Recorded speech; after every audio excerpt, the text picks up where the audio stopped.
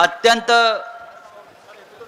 पवित्र अशा जागेवर हा शिवसेनेचा मेळावा होतो आहे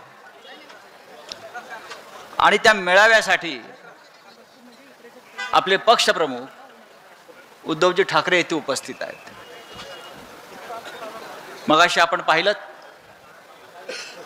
की ज्या मातेनं राजमातेनं छत्रपती शिवाजी महाराजांना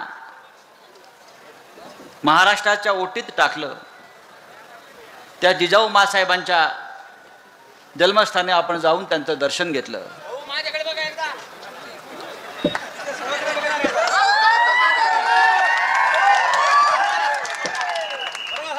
आम्ही तुझ्याकडे बघतो, तू शिवसेनेकडे बघ।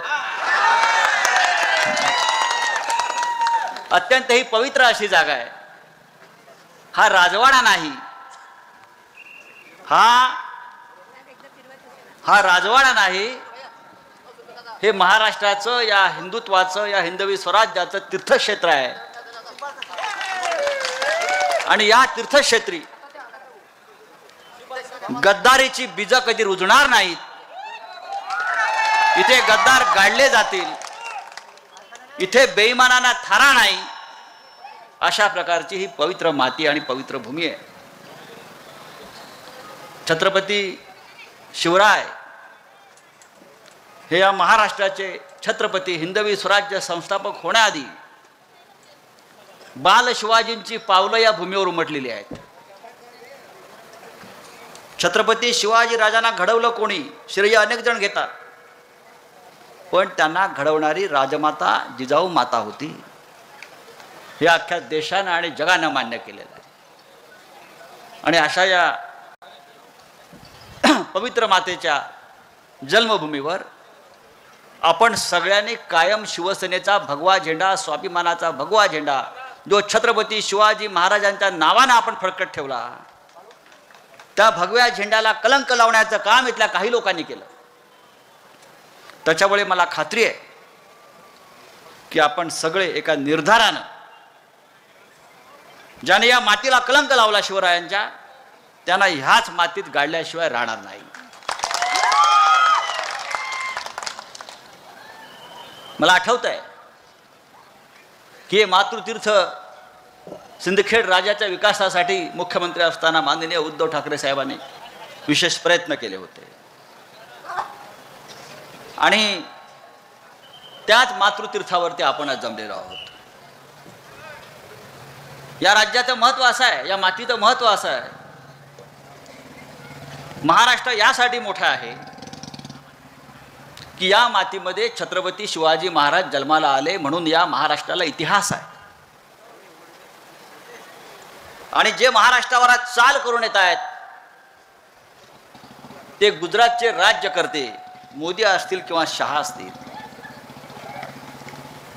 महाराष्ट्रात शिवाजी महाराज जन्माला आले आणि औरंगजेबाचा जन्म गुजरातमध्ये झाला।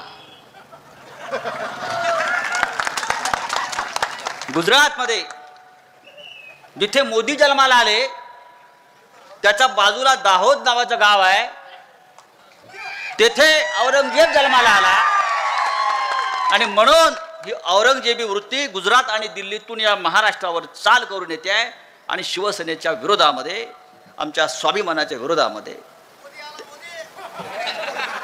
मोदी आला नाही, औरंगजेब आला म्हणा, काढून टाकू। तर अशा मी हा इतिहास सांगण्याचं कारण आहे की या राज्यात शिवाजी महाराज जन्मले आणि बाजूच्या राज्यामध्ये औरंगजेब जन्माला आला। पण जे जे या महाराष्ट्रावर चाल करून आले, ज्याने ज्याने या महाराष्ट्राच्या स्वाभिमानावर, या राज्यातल्या हिंदवी स्वराज्यावर हल्ले करण्याचा प्रयत्न केला, ते औरंगजेब असेल, शाहिस्त खान असेल, अफजल खान असेल, त्या सगळ्यांना याच महाराष्ट्राच्या मातीमध्ये गाडण्याचं काम इतिहासात झालेलं आहे। त्याच्यामुळे आता सुद्धा जर कोणी त्या विचारानं या महाराष्ट्रावर हल्ले करणार असतील तर आज छत्रपती शिवाजी महाराजांचा महाराष्ट्र आहे आणि छत्रपती शिवाजी महाराजांच्या विचारानं स्थापन झालेली शिवसेना, त्या शिवसेनेचे निर्माते बाळासाहेब ठाकरे आहेत आणि ती शिवसेना उद्धव ठाकरे यांच्या नेतृत्वाखाली आपण पुढे घेऊन चाललेलो आहोत। त्याच्यामुळे याद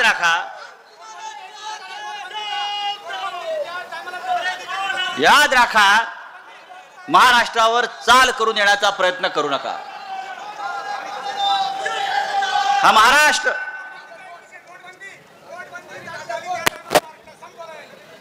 संपवला, महाराष्ट्र संपवण्याचं कारस्थान सुरू आहे.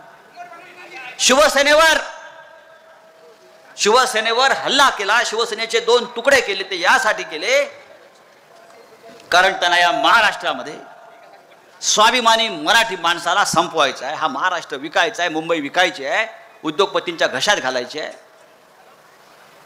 हे आपल्याला होऊ द्यायचं नाही. आणि जोपर्यंत शिवसेना आहे तोपर्यंत छत्रपती शिवाजी महाराजांच्या हिंदवी स्वराज्याचं स्वप्न जे आहे ते शिवसेना पुढे घेऊन जाईल. आणि ते हिंदवी स्वराज्याचं स्वप्न तोडण्यासाठी आधी शिवसेना तोडली पाहिजे, मग महाराष्ट्र तोडू, मग मुंबई तोडू.